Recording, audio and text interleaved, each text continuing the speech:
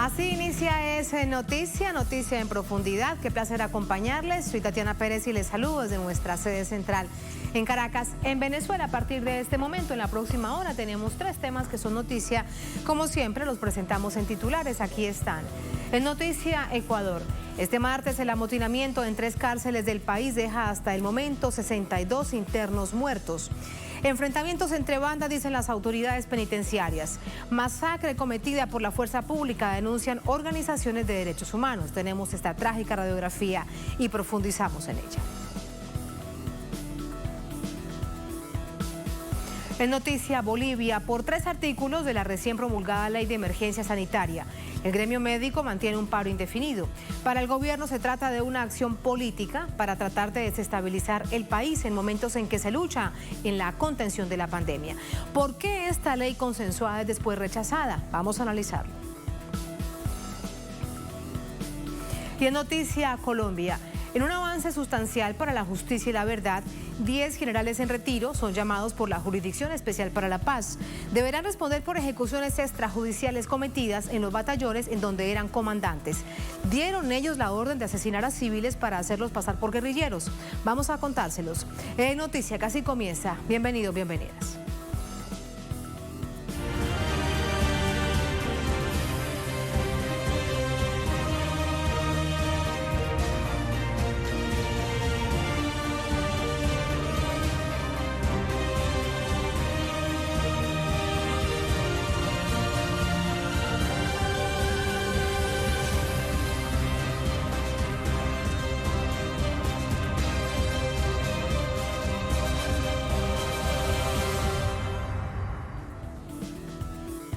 En Noticia Ecuador, 62 es hasta ahora la cifra de personas privadas de la libertad fallecidas tras los amotinamientos en 3 cárceles de este país andino. El presidente de la Nación, Lenín Moreno, aprovechó para señalar sin prueba alguna al correísmo en una entrevista a un medio local justo en un contexto electoral en el que se trata de impedir la segunda vuelta presidencial. Revisamos los hechos.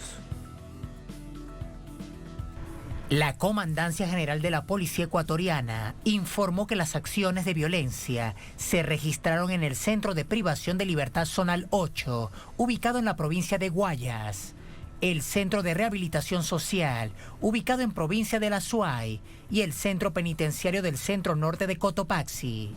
Según el director del Servicio Nacional de Atención Integral a Personas Adultas Privadas de Libertad de Ecuador, Edmundo Moncayo, el origen de las revueltas fue un enfrentamiento entre grupos criminales rivales. Nuevamente afloran y aparecen otro grupo,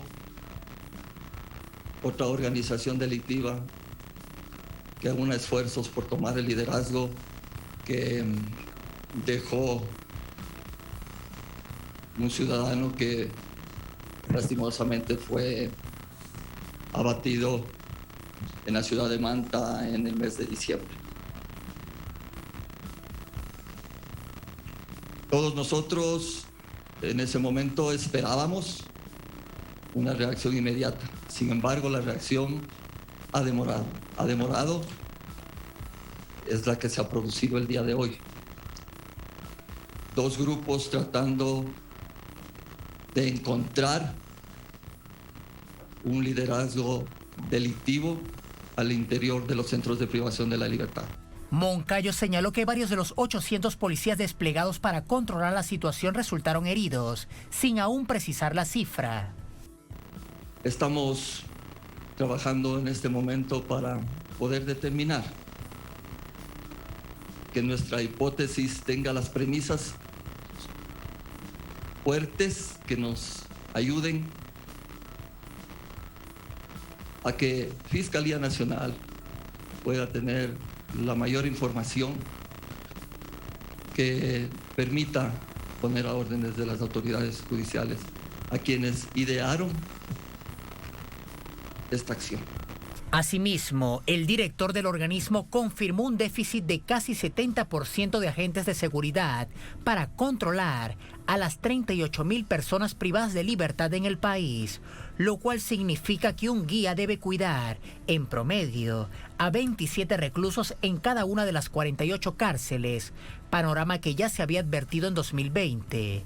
Entre tanto, el presidente Lenín Moreno ordenó al Ministerio de Defensa ejercer un estricto control de armas, municiones y explosivos en los perímetros exteriores de los centros penitenciarios.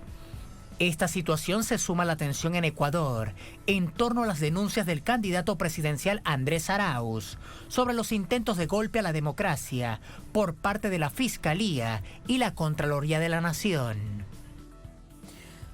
Vamos hasta Quito con nuestro corresponsal, compañero de labores Orlando Pérez, para conocer más información de este día trágico para el país, para el Ecuador. Orlando, hasta el momento ya son 62 privados de la libertad que han sido asesinados. De un lado, dicen las autoridades que fueron producto estas muertes de enfrentamientos entre bandas criminales, pero también hay muchas voces que dicen que se trata de una masacre cometida por la policía cuando trató de ingresar a las cárceles. Te pregunto más acerca de ese panorama.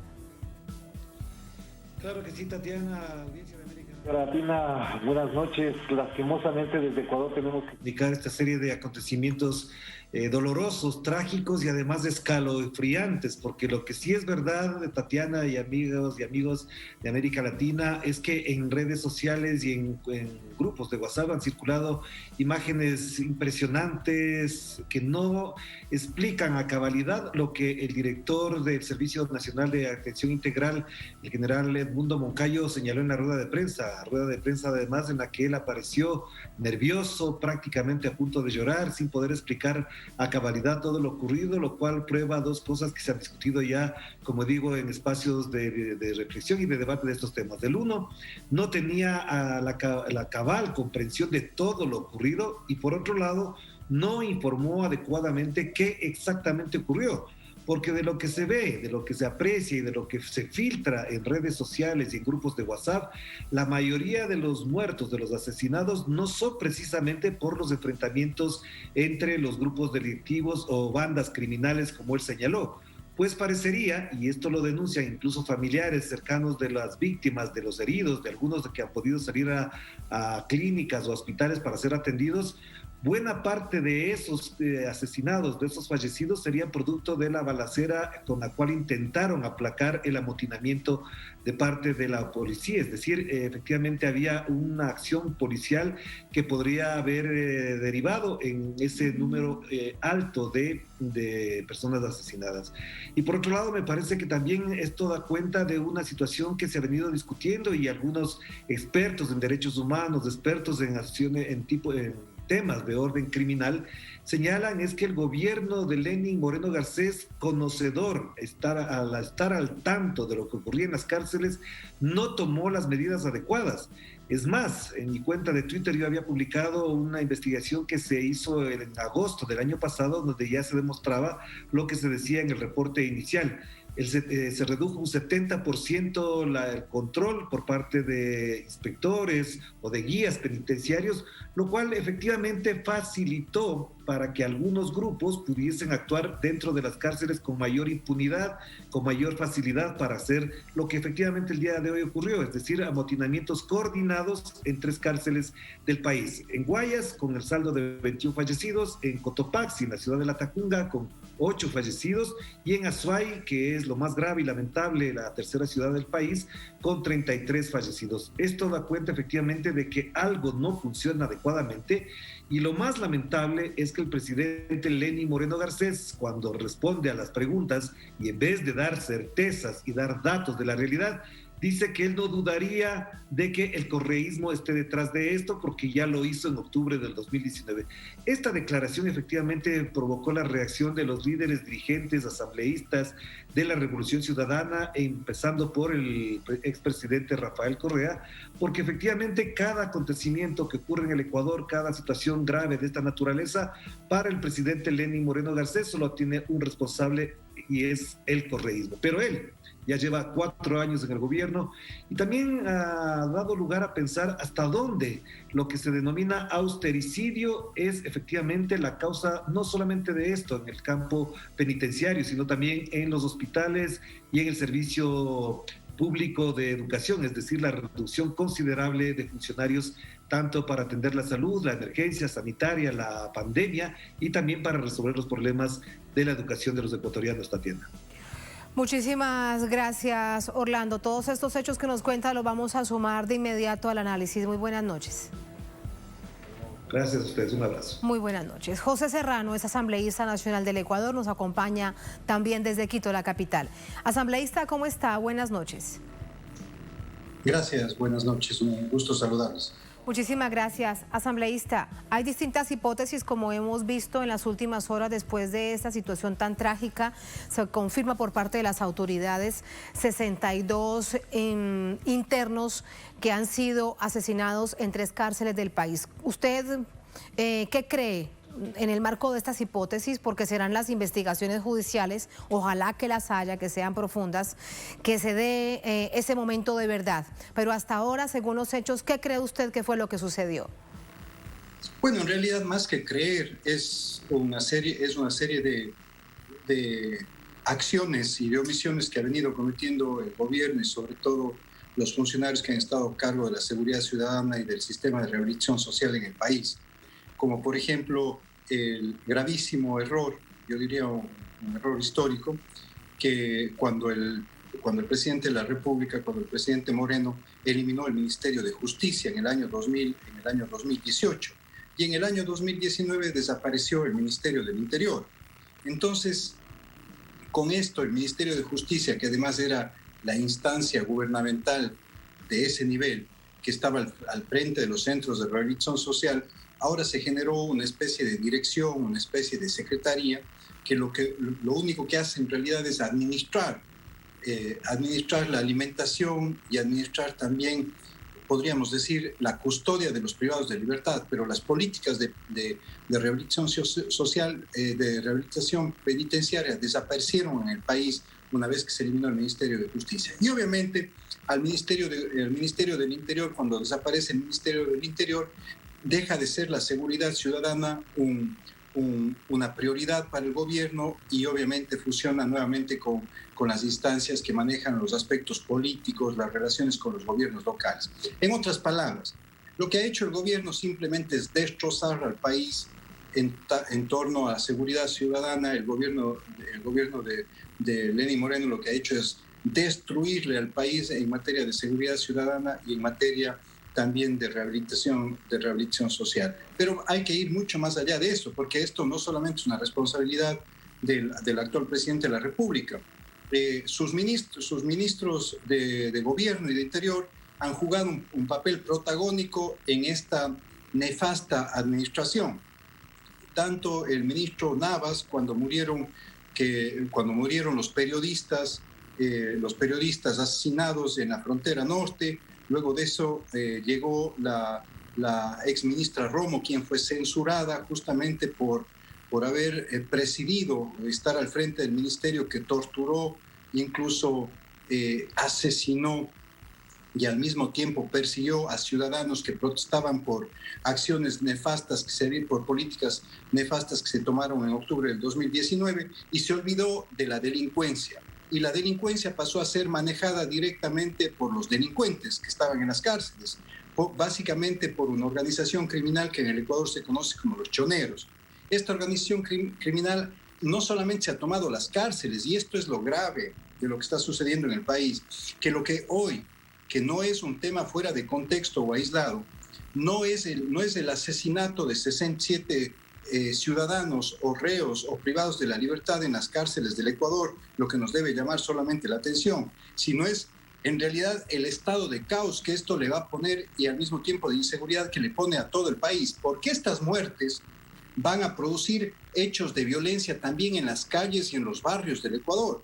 Estos hechos van a producir muertes en Guayaquil, van a producir una serie de venganzas adicionales en provincias como Manabí, como en Esmeralda, como la provincia de Los Ríos. Entonces, el contexto en el que debemos situar realmente la tragedia y la masacre sucedida al día de hoy, lastimosamente por ineptitudes y al mismo tiempo por haber establecido una suerte solamente de administración y no de generación de política pública y de rectoría frente a la seguridad ciudadana y a la rehabilitación social, hecha por la borda en realidad lo que se había logrado ya años antes, reduciendo la tasa de homicidios y asesinatos del Ecuador. ¿Por qué lo escucho atentamente con todo eso que usted nos está contando, que nos está relatando? ¿Cuál fue el argumento del gobierno para prescindir del Ministerio del Interior? Miopía, solamente miopía. Obviamente era el ministerio y al mismo tiempo la decisión de no priorizar la política pública en derechos humanos, en justicia y en lo que era rehabilitación social. Es evidente que eso determinó sobre la base de desmontar también una estructura del Estado que estaba procurando justamente generar esa política pública y separar adecuadamente lo que era justicia de lo que era seguridad ciudadana, lo que era rehabilitación social, de lo que era seguridad ciudadana y lo que era derechos humanos para integrarlo a todo de manera transversal a todas las políticas públicas del Ecuador. El gobierno simplemente por una decisión inexplicable, reitero, miope, lo que hizo y por ahorrarse y supuestamente por ahorrar dinero, lo que hizo es que se pierda toda la institucionalidad que había venido trabajando ya durante más de 10 años en los temas de seguridad ciudadana, de derechos humanos, de justicia y de rehabilitación social. Y ahí están las consecuencias. Es evidente.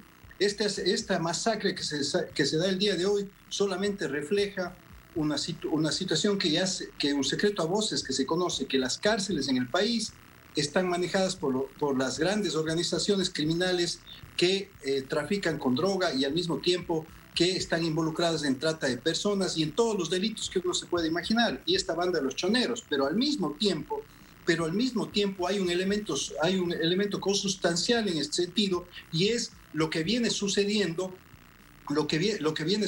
también en las calles del país, no solamente en las cárceles, reitero. En las cárceles, lo que está sucediendo en las cárceles es solamente parte de lo que está sucediendo en los barrios, lo que está sucediendo en nuestras provincias, en las diferentes ciudades, sobre todo en las ciudades como Guayaquil, como la ciudad de Manabí. Esta banda criminal está prácticamente a cargo de toda la zona sur de Guayaquil, de toda la zona sur. Es decir, la masacre de hoy que se da en las ciudades de Latacunga, en las cárceles de Latacunga, de Cuenca y también de Guayaquil, vamos a ver cómo en las próximas semanas, lastimosamente, vamos a ver un incremento de violencia brutal en ciudades como en el sur de Guayaquil, como en Manabí, porque obviamente el tema de la venganza y de la vendetta va a seguir. Y obviamente, como no tenemos autoridades ni funcionarios que le quieren hacer frente directamente a los delincuentes, y obviamente se andan escondiendo tras excusas absurdas, como lo que ha dicho hoy día el ministro de Gobierno. Hoy día el ministro de Gobierno ha dado una declaración señalando 2 bandas se han enfrentado en las cárceles. No son dos bandas que se enfrentaron en las calles, son 2 bandas que se enfrentaron en una institución, en un territorio que está bajo custodia total del Estado. Sí. ¿Cómo Para así entender tenían celulares? Claro. ¿Cómo así tenían armas? ¿Cómo así tenían armas de fuego? ¿Por qué tenían una serie de elementos? Claro, armas blancas veíamos en abundancia en las imágenes que, como bien nos decía Orlando Pérez... Granadas. Son muy, muy fuertes las imágenes de esta situación tan trágica que ha vivido el país. Entonces, para entender varios hechos, asambleísta, sí se registró inicialmente amotinamiento en esas 3 cárceles producto de confrontación de estas bandas criminales que usted nos está diciendo. Y al gobierno, a las autoridades... Sí, cuidado porque... Cuidado, mire, aquí permítame hacerle una aclaración ahí. Sí, dígame. Sí, claro que se produjo un amotinamiento por la violencia generada por estas 2 bandas, pero sobre todo por la inacción dada por las autoridades que están al frente del sistema de rehabilitación social del país y de la seguridad ciudadana en el país. Ese es el elemento fundamental. Porque de esto ya se conocía desde hace 15 días. De acuerdo a la información que tengo, ya se conocía desde hace 15 días que este amotinamiento se podía venir y se podía dar una masacre. Como no se hizo nada, la masacre se ha dado, pero lastimosamente, como le digo, esto no queda no quedará en estas muertes de esta gente, de estos ciudadanos en las cárceles. Esto también repercutirá en los barrios, lastimosamente, de nuestras ciudades. Muy grave esto. Segundo elemento, a las autoridades se les sale de las manos y abren fuego para tratar supuestamente de controlar ese amotinamiento asambleísta. Bien, pero ¿qué hay que controlar? Porque ya lograron sus objetivos estas bandas, ya lograron efectivamente generar pánico, ya lograron matar a más de 60 personas, a más de 60 ciudadanos en esas cárceles. Ellos ya lograron su objetivo. Ellos ya, este momento, en el argot de la delincuencia y del crimen organizado, este rato ya se han constituido ellos como los cabecillas, como los más grandes criminales, a quienes hay que tenerles miedo. Y no solo tienen que tenerles miedo los criminales, sino tenemos que tenerles miedo todos los ecuatorianos y ecuatorianas que estamos desprotegidos. Estamos desprotegidos en materia de seguridad ciudadana y rehabilitación social por un gobierno que lo único que ha hecho es perseguir a políticos y nada más. Se olvidaron que la seguridad, que la policía era para efectivamente perseguir a los criminales del narcotráfico, a los criminales que estaban destruyendo el país en las calles con el microtráfico, con la trata de personas, con el tráfico de armas, etc. Y obviamente se pusieron a perseguir a políticos. Estas son las consecuencias que estamos viviendo el día de hoy. El Ecuador dispara los homicidios y asesinatos, y la tasa de homicidios y asesinatos que en el año 2016 la habíamos dejado en 5 casos por 100.000 habitantes, ahora ya subirá casi a 7 casos por 100.000 habitantes, lo cual obviamente denota que la seguridad ciudadana y la rehabilitación social dejó de ser una prioridad para este gobierno. Y esto, como ecuatoriano, tengo que decirlo, no solo me preocupa, sino también me indigna, y obviamente como asambleísta debemos hacer una fiscalización, por lo menos en esta última parte que nos corresponde todavía en este periodo legislativo. Asambleísta, hay comunicado reciente de la Defensoría del Pueblo, es bastante extenso, lo vamos a poner en pantalla y leemos un párrafo para asomar precisamente al nivel de alarma y de preocupación que hay en el país.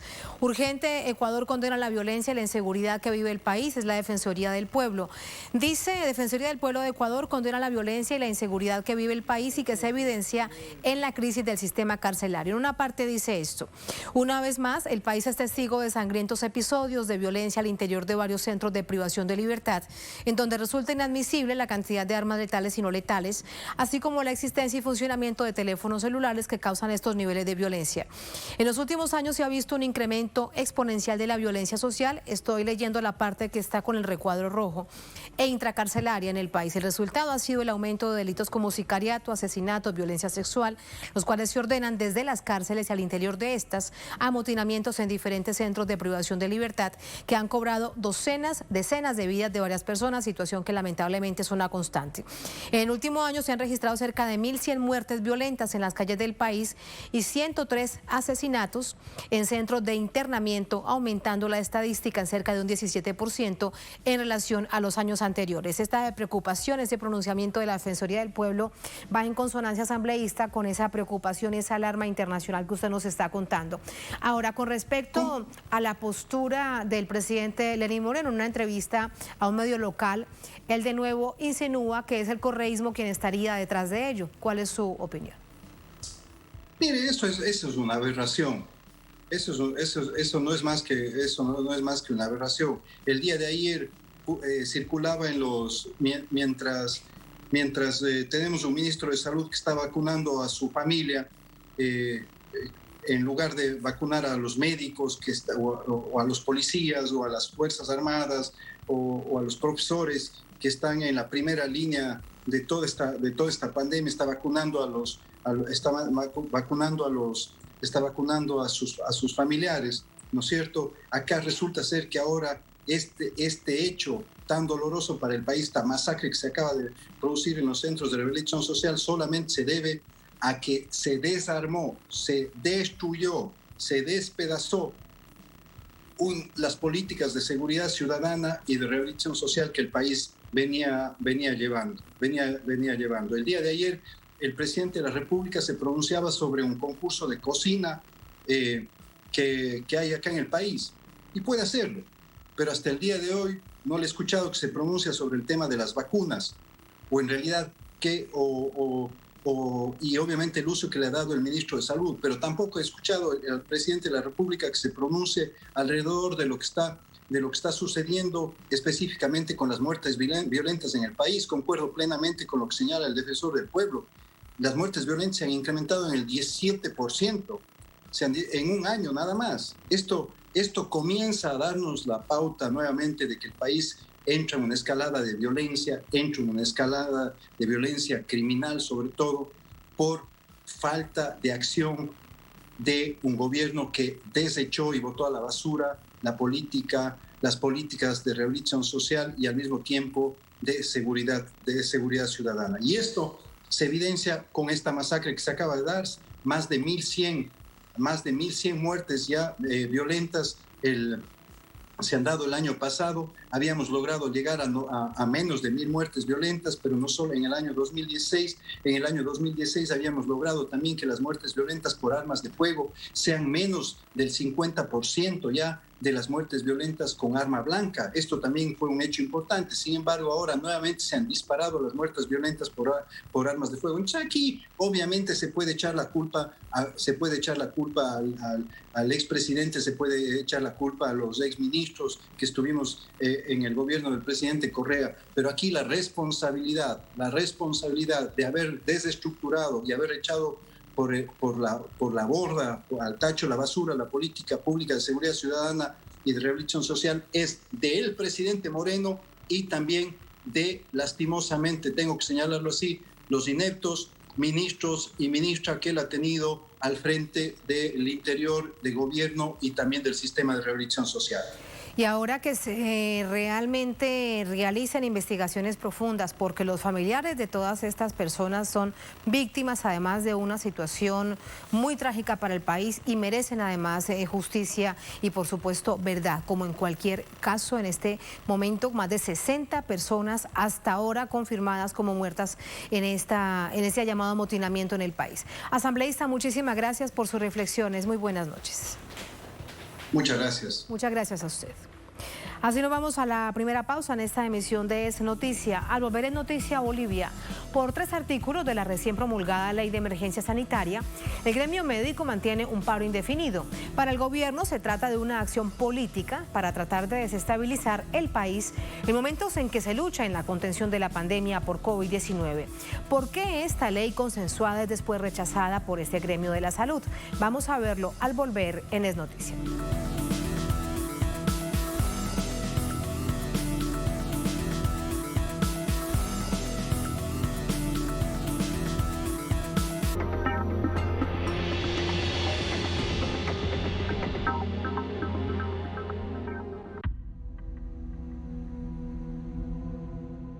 Actually, when this pandemic came, things came very hard because before this pandemic, we used to hustle and get something to feed our family. And since it came, many of us, we lost our job. I'm scared of the virus, but now I can't stay at home. I have to get out and fight for my family. Reportajes Telesur presenta Alimentando una crisis. La pandemia de hambre manufacturada en África. Sábado. Solo por Telesur.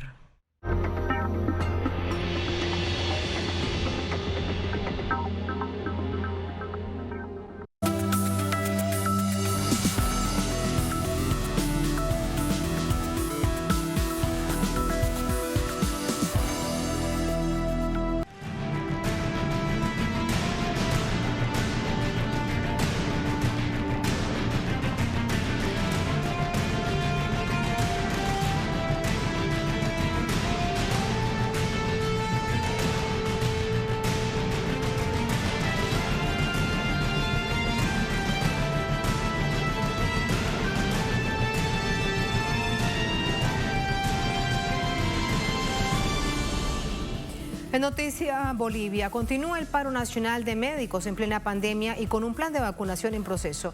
La justificación para el paro, la solicitud de modificación de 3 artículos de la Ley de Emergencia Sanitaria que tiene que ver con el precio de medicinas y el servicio de salud en las clínicas privadas y la posibilidad de parar el servicio en plena emergencia.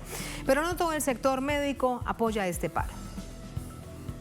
Por quinto día consecutivo, el Colegio de Médicos de Bolivia mantiene el paro gremial en demanda de la modificación de 3 artículos de la Ley de Emergencia Sanitaria número 085. Modificación que ya había sido puesta como condición para levantar el paro cuando firmaron el acuerdo con el Ministerio de Salud y Deportes el pasado 1 de febrero. La ley fue promulgada el 17 de este mismo mes. Los 3 artículos por los cuales el gremio mantiene el paro son el artículo 17, según el cual el Ministerio de Salud emitirá una resolución para el tarifario básico de internación y tratamiento médico en el sector privado.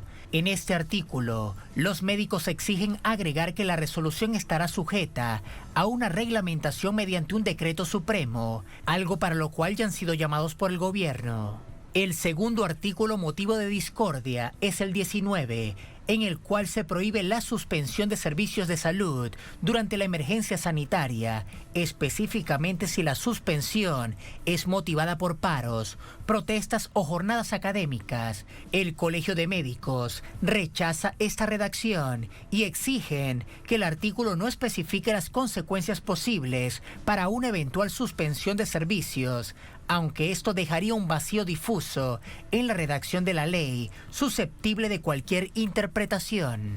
El tercer artículo es el 28, referido a la contratación de personal médico. Los huelguistas exigen separar el artículo en 2 parágrafos para limitar la posibilidad de contratar personal solo bajo el supuesto de que no exista la disponibilidad de recursos humanos en el país o que haya predisposición de profesionales bolivianos a prestar servicio al Estado, algo que limitaría la capacidad de respuesta del gobierno para resolver la emergencia sanitaria, ya que tendría que hacer esperar hasta lo último a una población necesitada de atención urgente. A pesar de la insistencia en el paro por parte del ente gremial, no todo el sector acata el paro. El gobierno ha declarado que solo el 30% del sistema de salud lo apoya. El otro 70% sigue trabajando. Más bien agradecer a nuestros profesionales en salud, tanto los profesionales como la federación, que sí están haciendo la atención en beneplácito de nuestra población y dadas las características de lo que viene a ser esta pandemia, y pues necesitamos a nuestro personal en lo que es la atención para el bienestar de nuestra población. La pandemia por la COVID-19 azota a Bolivia. Sin embargo, la vacuna rusa Sputnik V fue distribuida desde enero y este miércoles 24 de febrero llega la vacuna china Sinopharm. Asimismo, este martes se firmó el contrato de construcción del nuevo hospital municipal San Antonio en La Paz. ¿Cómo justificar un paro en este contexto? Mientras la pregunta se extiende entre la población, la Confederación Sindical de Campesinos marcha en contra del paro, expresando lo mismo que opina el gobierno. El paro tiene una intencionalidad política desestabilizadora. Vamos hasta La Paz para conocer más información con nuestro corresponsal, compañero de labores, Freddy Morales.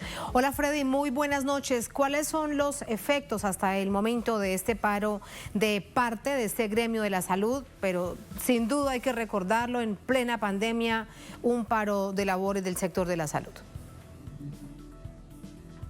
Tatiana, buenas noches. Los rasgos principales que se pueden citar sobre este conflicto son este que acabas de señalar: en plena pandemia, un paro de los médicos y trabajadores en salud. Segundo elemento, que estos médicos y trabajadores en salud han sido los primeros en recibir la vacuna y apenas recibieron la primera dosis, declararon la huelga. El otro aspecto es que las clínicas privadas trabajan normalmente y los precios que están cobrando las clínicas privadas a los pacientes son realmente exorbitantes. Voy a citar solo un caso en Santa Cruz. En las últimas horas se ha recuperado un cadáver después de 4 días. El cadáver estaba secuestrado de un paciente que falleció allí y los familiares no podían pagar más de $10.000.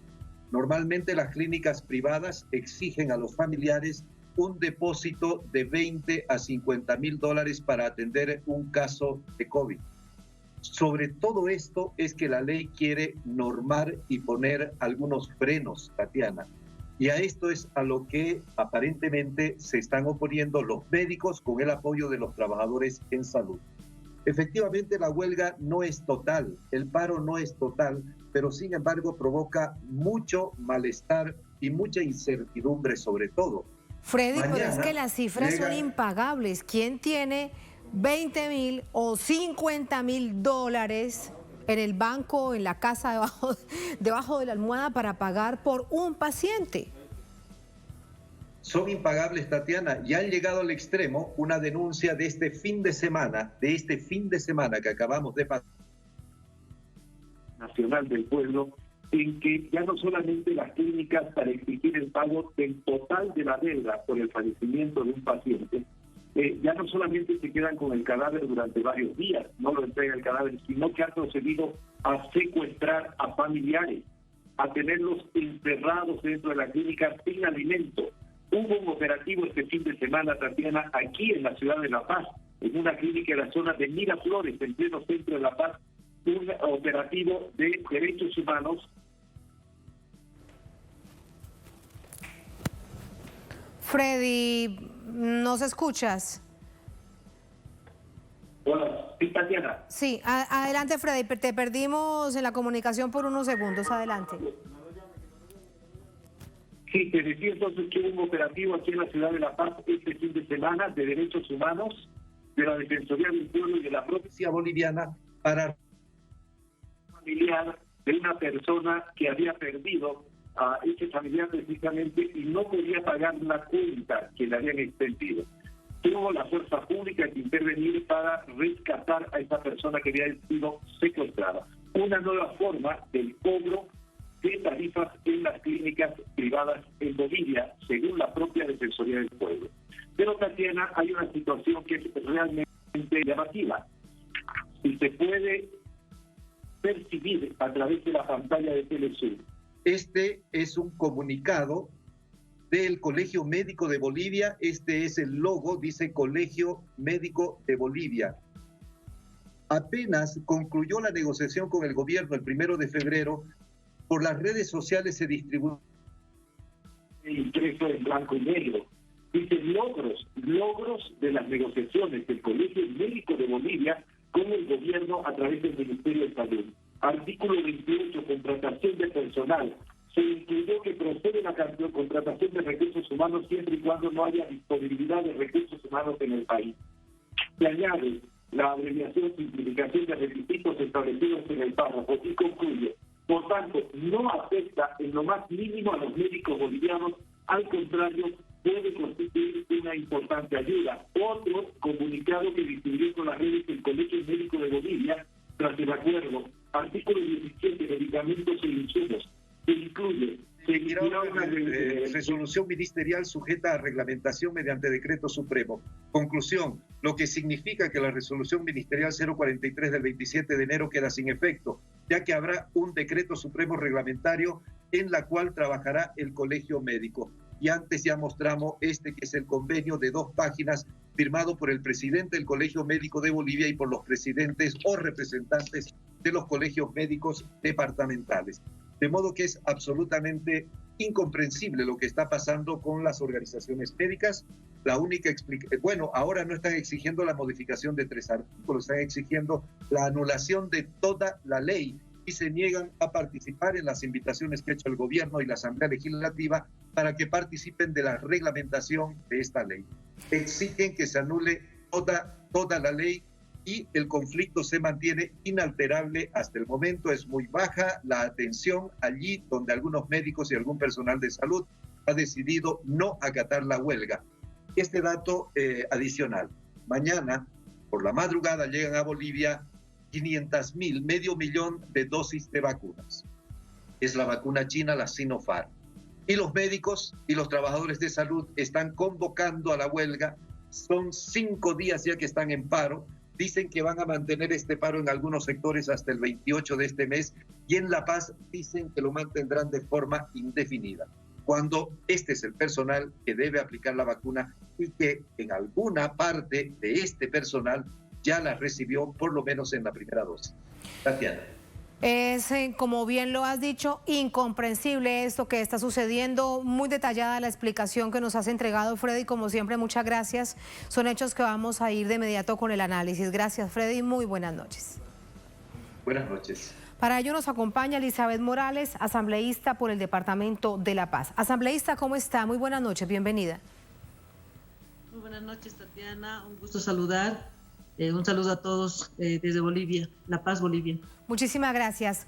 Desde su visión, ¿qué crees que es lo que está sucediendo con este paro del gremio de médicos y de trabajadores de la salud? Bueno, como hemos escuchado a Freddy Morales, prácticamente estas medidas que están asumiendo los del sector médico y los profesionales en salud es un atentado contra la salud en plena pandemia. Nosotros vemos de que son acciones altamente politizadas. Tenemos que recordar de que una de los actores principales de estas medidas en la ciudad de La Paz, en el departamento de La Paz, es el señor Luis Larrea, que fue viceministro en la gestión de la señora Yanine Áñez, pero que además él es un dirigente por demás ya prorrogado en sus funciones. Este dirigente médico prácticamente se ha ocupado durante los últimos años de movilizar estudiantes universitarios, de paralizar el sector de salud. Previo a los días del golpe hemos tenido un paro indefinido casi de 70 días y hoy por hoy otra vuelta este sector se está empezando a movilizar, pero con argumentos totalmente políticos, ¿no? Como lo han indicado, ellos están en contra del control de precios. Aquí en Bolivia prácticamente la salud está para la gente que tiene recursos económicos. Voy a poner un ejemplo. Una persona con COVID que requiere en algún momento terapia intensiva tiene que pagar por día 15.000 bolivianos y los médicos en el sector privado les indica que tienen que estar por un mínimo de 10 días, son 150.000 bolivianos, equivalentes a $20.000 solamente por el uso de la unidad de terapia intensiva. Asimismo, la especulación y los sobreprecios que se han dado anteriormente en cuanto a los medicamentos. Son costos bastante elevados donde la población en sí no tiene acceso a estos recursos económicos para atender la salud. Esta ley, la ley de emergencia sanitaria, pretende de que la salud sea pública y de que el Estado pueda regular estos precios.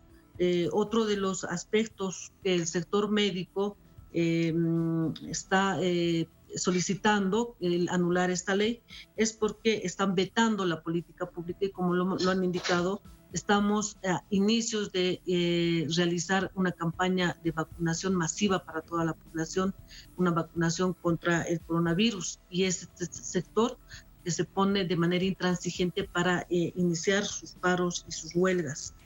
Asimismo, en un momento, asambleísta, en un momento que resulta de máxima complejidad porque están precisamente luchando contra una pandemia que ha generado estragos en ciertas partes del país, la situación, por ejemplo, de Cochabamba, de Santa Cruz, que ha sido tan difícil para toda la población. Pero ¿tienen desde esta visión política la capacidad para estar alertas de desestabilizar al gobierno del presidente Arce? Bueno, hoy en día el paro que han iniciado no es contundente, está haciendo de forma parcial. Sin embargo, tenemos nomás que reconocer de que el sector médico sindicalizado en Bolivia es fuerte porque son estos médicos sindicalizados los que están en el control de hospitales públicos de segundo y tercer nivel, son los directores. Entonces, si el director instruye al personal y cierran los hospitales con carteles, salen en mitines y no se da la vacunación como la población boliviana está esperando, prácticamente es una forma de sabotear la gestión del presidente Luis Arce Catacora, que está haciendo esfuerzos hoy por hoy para poder hacer el control de la pandemia, trayendo las vacunas, queriendo también contratar personal, ya que este personal de salud, médico y otro personal paramédico son institucionalizados y a ellos son inamovibles laboralmente. Y a eso también se oponen, según hemos visto, a eso también se opone, que ingrese nuevo personal, bastante incomprensible también. ¿Le parece a usted que en un momento tan difícil, cuando más se necesita personal de salud, ellos, quienes se han movilizado en este paro nacional, digan que debería no ingresar nuevo personal de salud y trabajadores del sector? Exactamente, una de las cosas es que ellos evitan la contratación o cuestionan las medidas de contratación de personal en salud para trabajar en el sistema de salud público. Les piden afiliación al colegio médico con altos costos arancelarios por la adscripción a este colegio médico y recién pueden ejercer. Esas son la forma de monopolizar el sistema de salud, la forma de poder controlar a salud. Si estamos en una pandemia, creemos de que el gobierno debiera prácticamente con esta ley, se está permitiendo de que el gobierno pueda hacer contrataciones extraordinarias de personal en salud para la atención a la población, ¿no? Y ellos están en contra de esto porque prácticamente su finalidad es monopolizar la atención en salud, el sistema público que atiende a la población de a pie, las cajas que atienden a los afiliados asegurados, están prácticamente avasallados por estos sectores sindicalistas médicos que están impidiendo que se desarrolle con total normalidad. Pero como lo han indicado, el sector privado está atendiendo de manera normal, pero los costos que tienen estos es muy inaccesible para la población. Prácticamente son medidas de una desestabilización a la gestión del presidente Arce en plena pandemia. Es el único país asambleísta en el mundo donde se llaman así. Brevemente, con esto la despido. Una ley de emergencia sanitaria, de emergencia tal como lo dice en este momento, una ley urgente, una ley que no podría derogarse.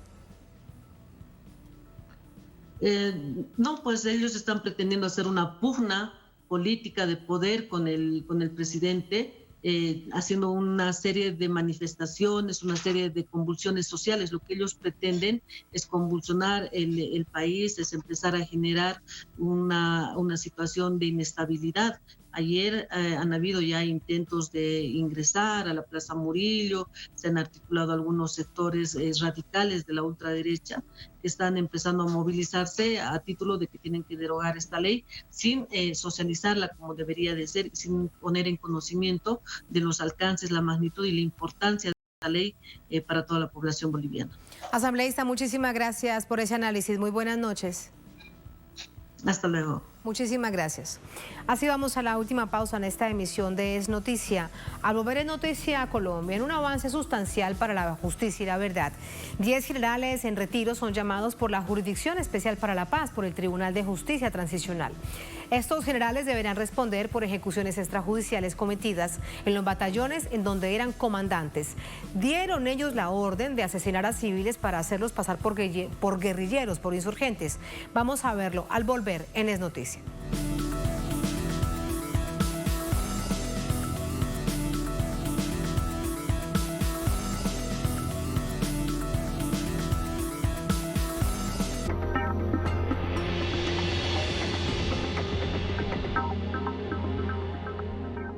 Regrésamelo todo, corazón, cuando tengas un tiempo. En una conversación entre amigos, descubre a grandes artistas que nos abren las puertas de sus logros. No soy quien para ofender a nadie porque tenga un tipo de pensamiento diferente al mío, ni siquiera para convencerle de que está equivocado. Si estoy dispuesto a entablar cualquier conversación, eso sin cruzar los límites de lo personal. Sesiones vagabundas. Raúl Torres. Sábado, solo por Telesur. Compartimos su sentir, exaltamos sus logros y mostramos su realidad. Nuestro enfoque es global y nos mantiene en sintonía con los pueblos. Los países caribeños también reciben nuestra señal. Con entusiasmo seguiremos transmitiendo para ellos, porque somos Telesur, la señal informativa de América Latina y el Caribe.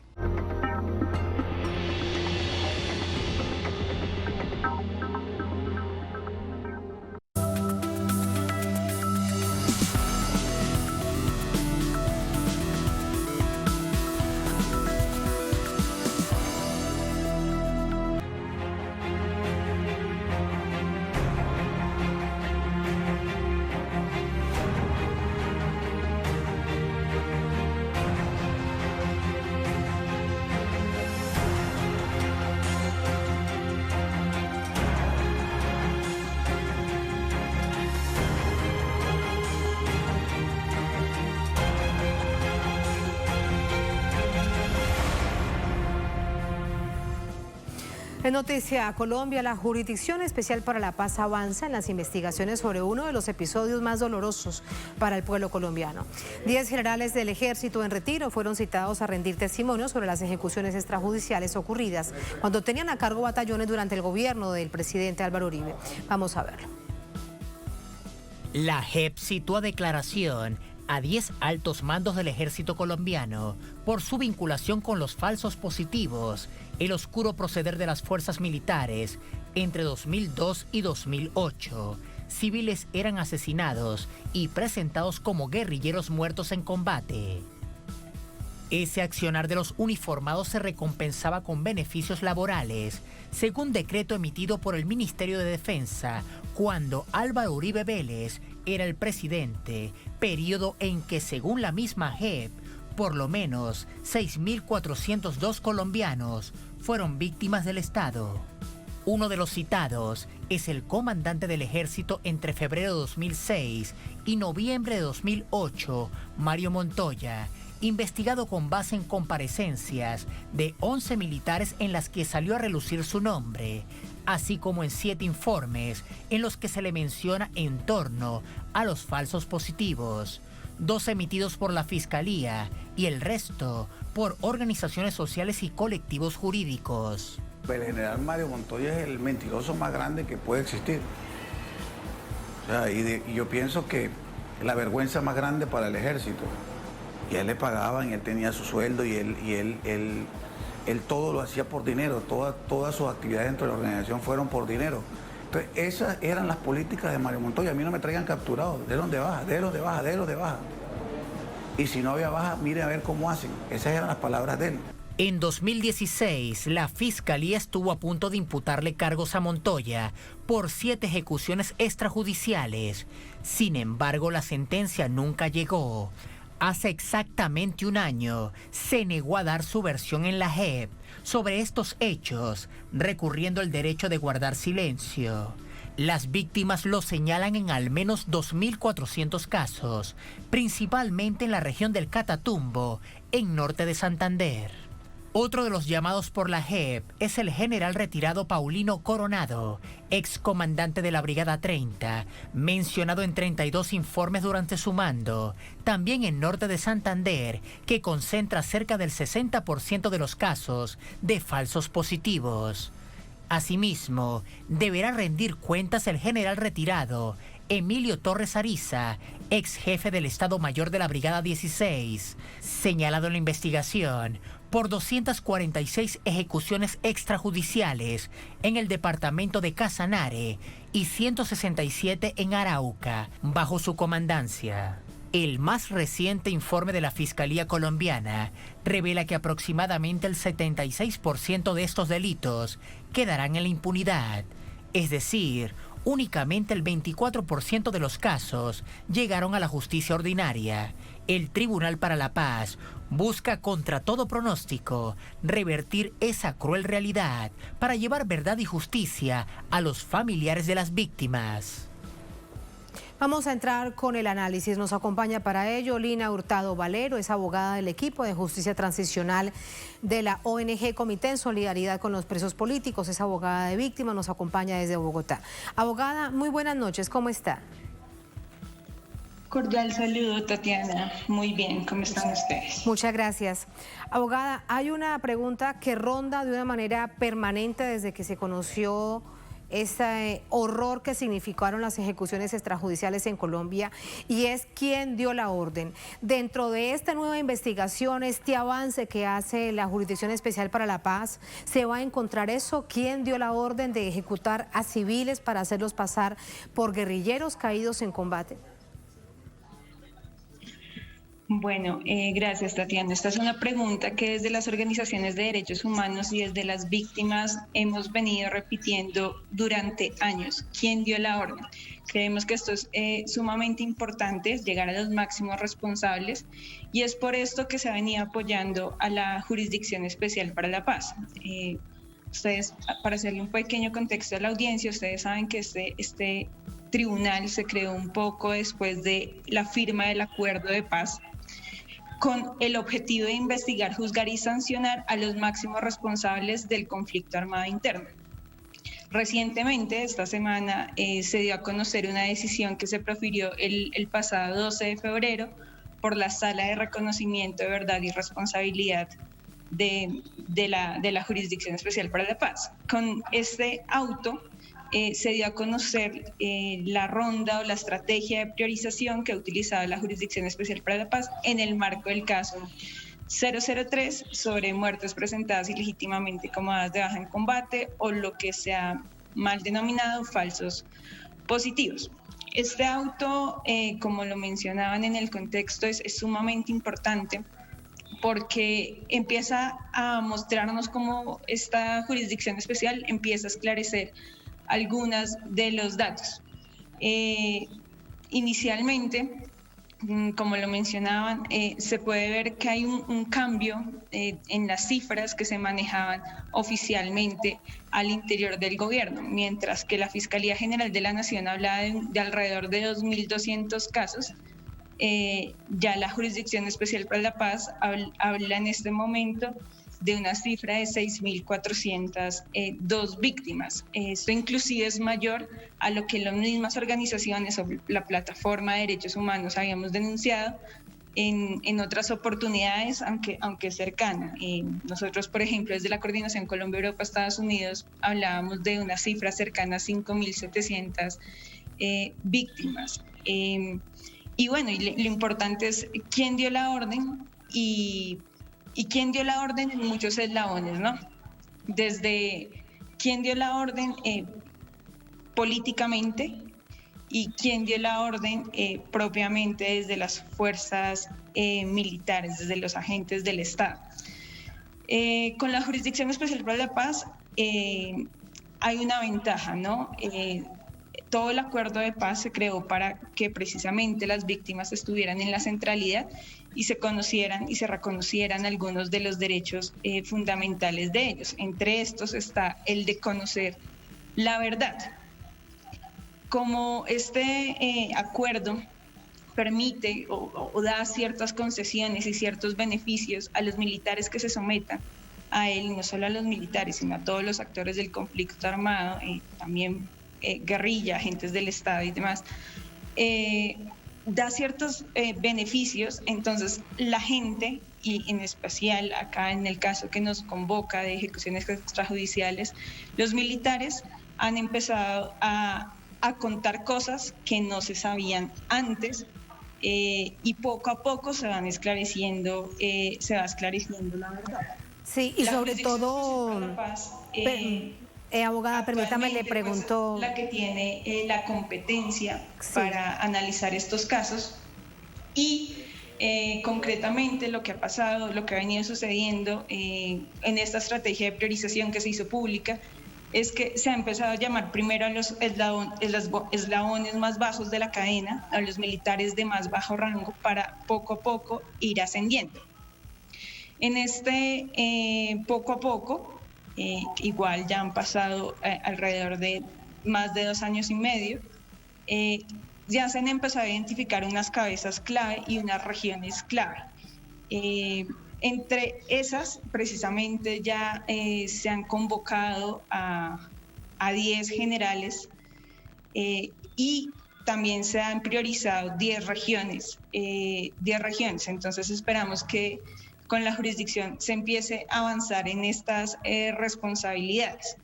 De hecho, en esas regiones, abogada, aparece, por ejemplo, norte de Santander, con varios ya generales del ejército en retiro. Y todo esto resulta muy importante porque son regiones donde se produjo una alta incidencia, es decir, se cometieron más asesinatos, más ejecuciones extrajudiciales que en otras en el país. Así que ese mapa resulta muy importante. Así como también lo es, abogada, que realmente digan la verdad. Que no suceda, por ejemplo, lo del general Montoya, lo teníamos hace minutos en las imágenes, fue comandante del Ejército de Colombia, vinculado por una cantidad de testigos en las ejecuciones extrajudiciales, pero él decidió guardar silencio. El asunto ahora es cómo avanzar en ese término de verdad para que esos generales digan esa verdad. Correcto. Como les mencionaba, realmente en la Jurisdicción Especial para la Paz se inició a las versiones voluntarias de los militares de más bajo rango. Estos a su vez han ido vinculando a los militares de más alto rango, a los ya oficiales, mayores, coroneles, generales y demás. Y acá lo que hemos empezado a ver es que hay 2 comportamientos, ¿no? Mientras que los bajos rangos han empezado a reconocer, porque en efecto, digamos, las investigaciones de la Fiscalía, las pocas que avanzaron, lo que hicieron fue vincular a estos rangos más bajos, pero nunca se llegó a, o sea, había como una impunidad estructural con los mandos más altos. Entonces, con la información que ha ido recabando la Jurisdicción Especial para la Paz, tanto con los informes de la Fiscalía como informes de las organizaciones de derechos humanos, informes incluso de Naciones Unidas y demás, lo que se ha visto es que se empiezan a vincular a algunos máximos responsables y se ha visto 2 comportamientos. Entonces, de un lado, los militares de bajo rango reconociendo y de otro lado, los de más alto rango igual siguen negando que conocían de esta práctica, lo cual se cae un poco de su propio peso porque hay regiones en las que tan solo en 2 años hay más de 300 víctimas. Es imposible que el comandante no ejerciera o no conociera por acción u omisión que está imposible de creer, porque de hecho, por ejemplo, ¿no? Abogada, permítame, aquí le recuerdo algo. Visto en las versiones voluntarias que hay una actitud totalmente diferente de negacionismo, de decir que las cosas se hicieron a su espalda, de inclusive acusar a sus subalternos de querer engañarlos y demás.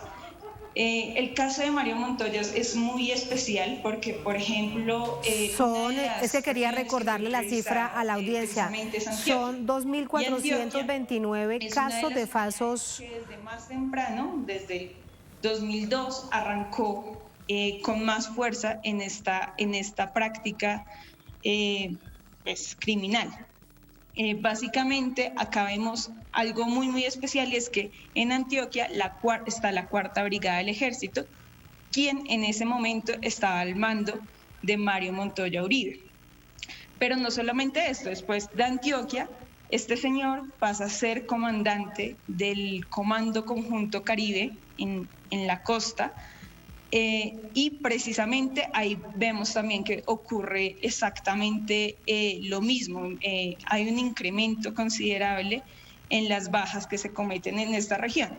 Y luego cuando este señor pasa a ser comandante del Ejército Nacional en 2006, 2007 y 2008, en efecto, el aumento a nivel nacional de esta práctica el incremento es absolutamente considerable. Entonces vemos que es como un traslado, o sea, que es imposible que se nieguen a aceptar responsabilidad cuando hay varios patrones y varios indicios y varias declaraciones, pruebas y demás que de alguna u otra manera lo vinculan tan fuertemente. Ha pasado, digamos, con los otros comandantes. Por ejemplo, el general Torres Escalante de la Brigada 16 en Casanare también ha mostrado como una actitud totalmente negacionista, acusando a sus subalternos de querer engañarlo. Entonces, si bien vemos toda esta actitud de parte de los altos mandos, encontramos del otro lado gente que son rangos medios e incluso muy pocos de alto, pero lo hay, han mencionado cómo sus superiores tenían el conocimiento de la práctica y cómo incluso ayudaron a propagarla. Y es la manera en la que habrían dado...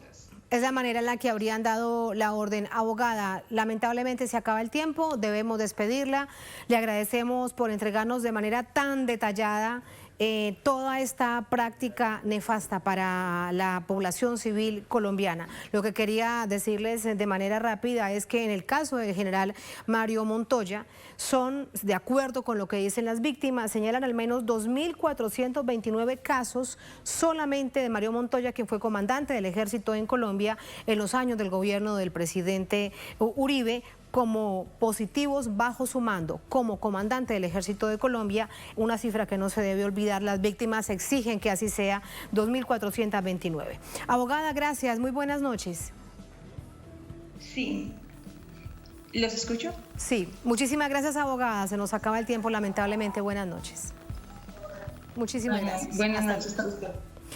Así ponemos punto final a esta emisión de Noticia. Durante esta jornada, otro hecho fue noticia, con eso lo dejamos. Un placer como siempre, sigan con nosotros.